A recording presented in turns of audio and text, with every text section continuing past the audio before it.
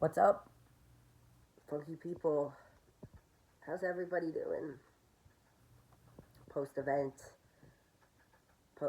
lethargy, depression, shame, feelings of inadequacy. Anybody? Not me. All I have is physical.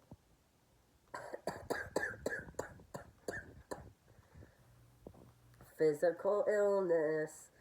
Change it up. Change it up from mental illness. Physical illness. I hope everyone is doing well.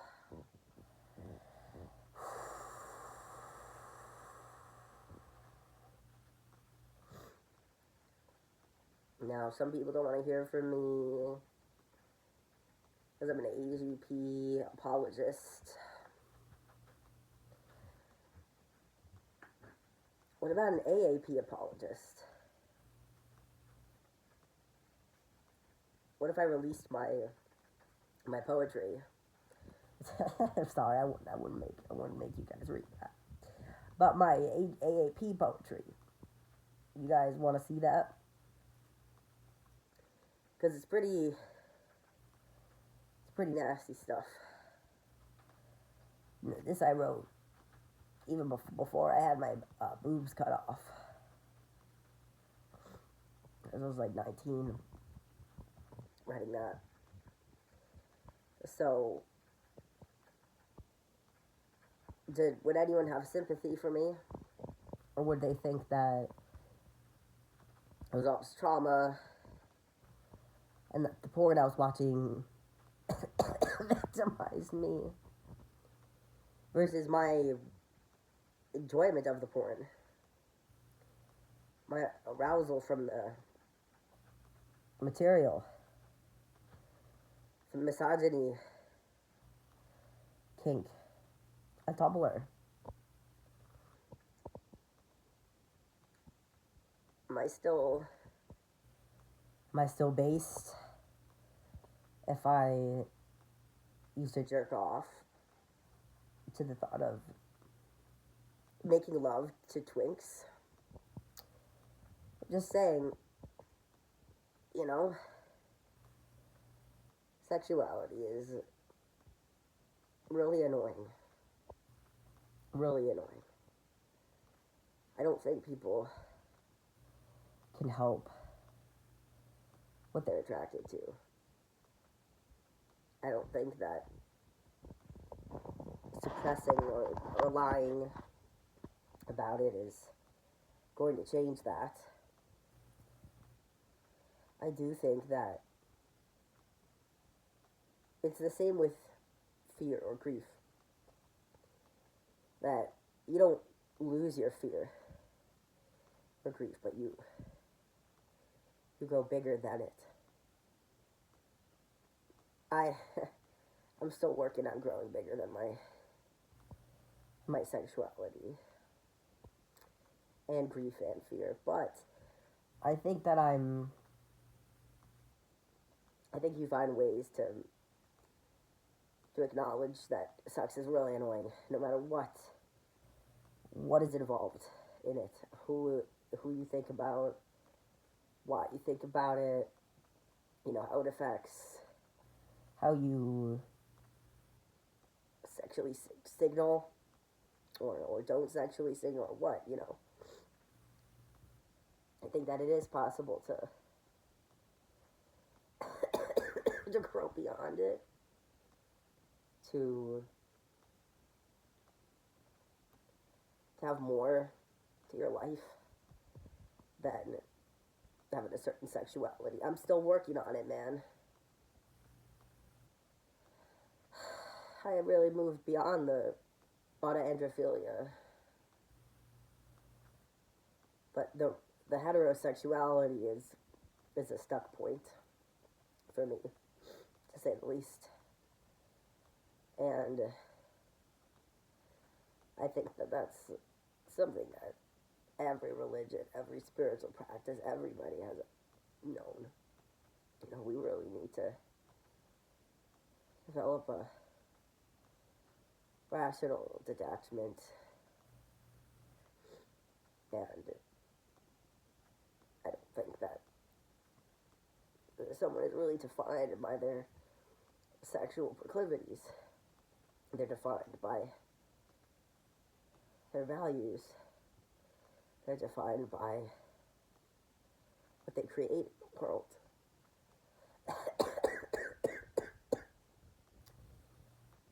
What they do to enhance humanity. And from what I've been seeing in the AGP discussion, that isn't really a discussion, it's just people being obnoxious. The sexuality is the only thing that matters. Not someone's achievements, intentions, values, actual relationships with people in real life, how they treat people. Just some scapegoat. Just some scapegoat. I get it. I was the scapegoat in my family. You know, my abusive parent needed someone to blame for all his problems. I was the scapegoat. And I've scapegoated others. I've been scapegoated by other people. You know, the scapegoat is a very useful role. But the sexual proclivity itself isn't the problem. It's people's behavior. And it's very disheartening to see so many people getting riled up about a man wearing a dress who has written a very dense book about the research into sexology and talks to parents about their sons and how to help them. Talks to women and says, you know, it's okay, you know, to to discuss on androphilia. You know, it's like, it's disappointing. It's not surprising. And we shouldn't be scapegoating some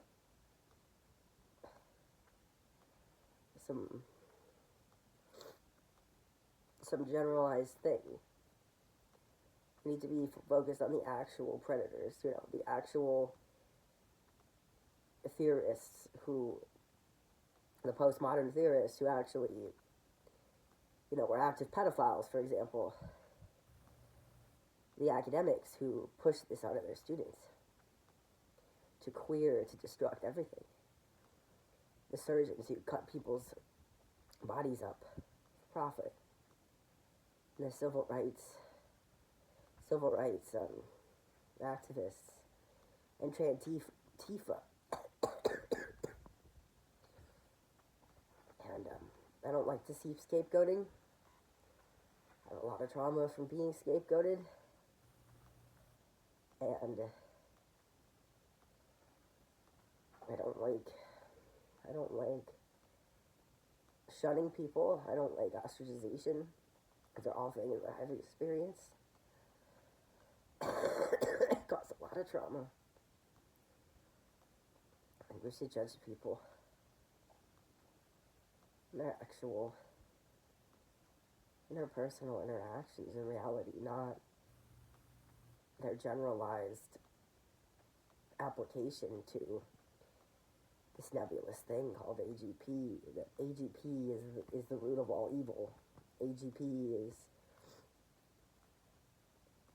There's a lot of people who have sexual issues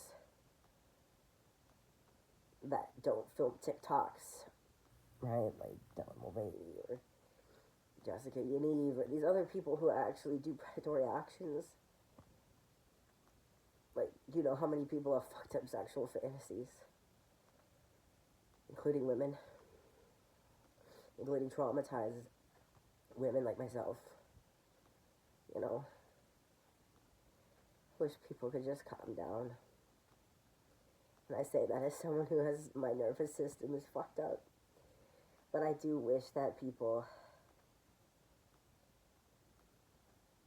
I just wish people would just like say, okay, wait a second, you know, I'm having a visceral reaction to this. It's been played up online. This is my scapegoat.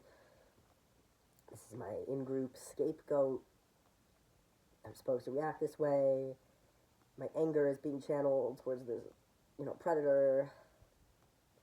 And just take a step back and say, wait a second, you know, do I really want my body, my nervous system to be, you know, controlled by Twitter, for example? Do I want my nervous system being controlled by, you know, some man in a dress?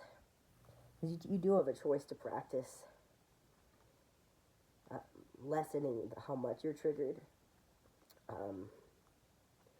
You can also choose not to say something when your heart rate is accelerated. You can choose not to.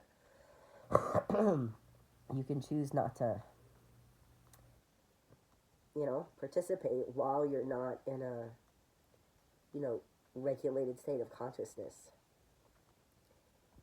And it feels amazing to bully people. It feels amazing to be in the in-group and have a scapegoat. It bonds people, it bonds groups. And that's fine. So long as that energy is directed appropriately and with discernment. And when I see an in-group, gender criticals or other people who are supposed to be my allies, when I see them not acting with discernment, and when I see them bullying and scapegoating someone who doesn't deserve it, that makes me know that I can't trust those people, because they're going to turn that back on me. And I'm fine with everybody having their opinions and doing whatever, you know. But I don't want people projecting a victimhood onto me. I think I've got that covered myself. Thank you very much. You know, and it's an abuse tactic. I know I've been abused by a lot of people. It was manipulating me, and been ostracized, and there was no nuance involved. And I would just like to see less reactivity, because that makes me actually feel unsafe.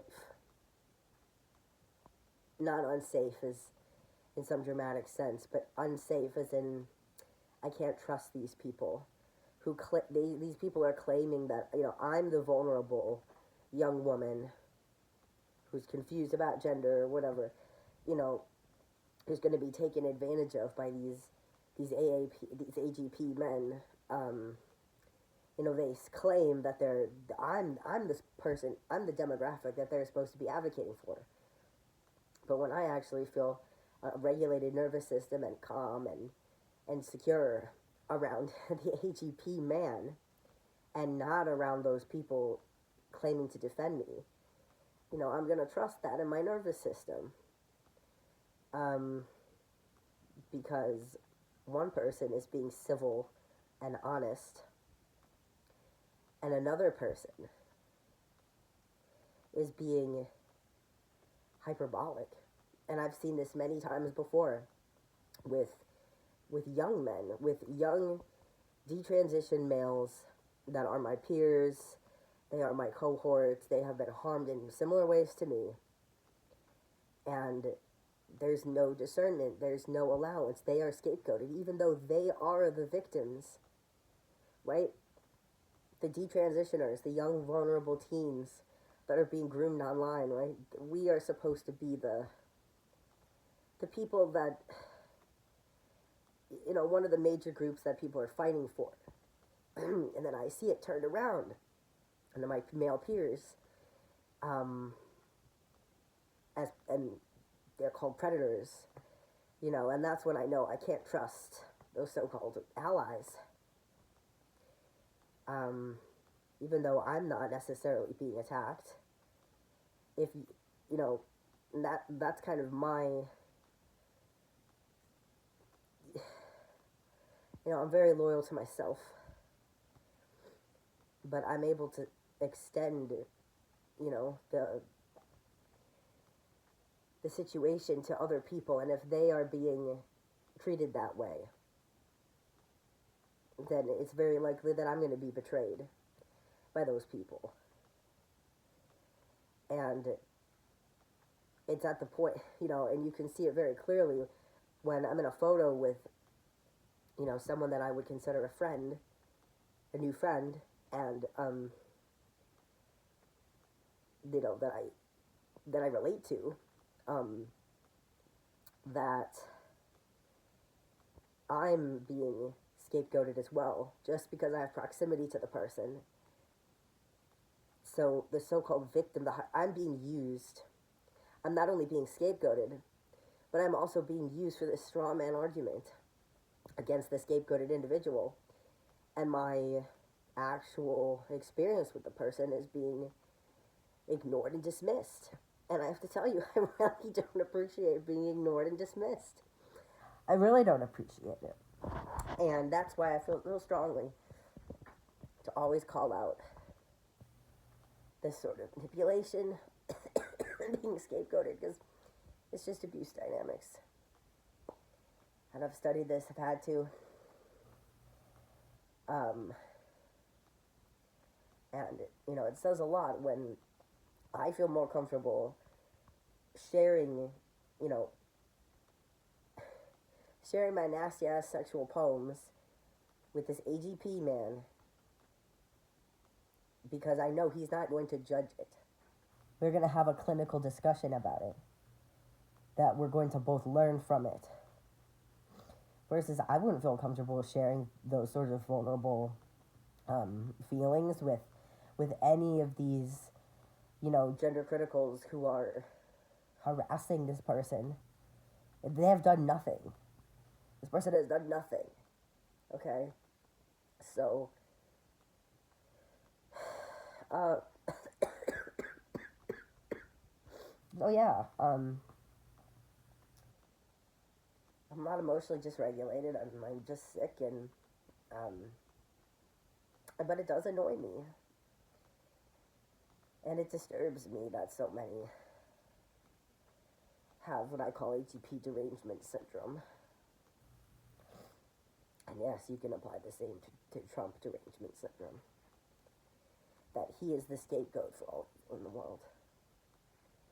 And his supporters are the reason that everything's falling apart. The AGP apologists.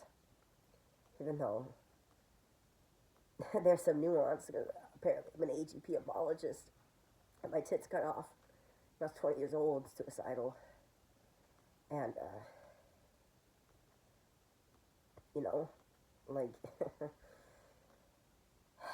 anyway, I like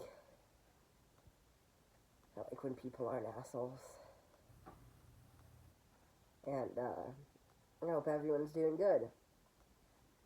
And I hope that I recover soon from this virus. And that I'm able to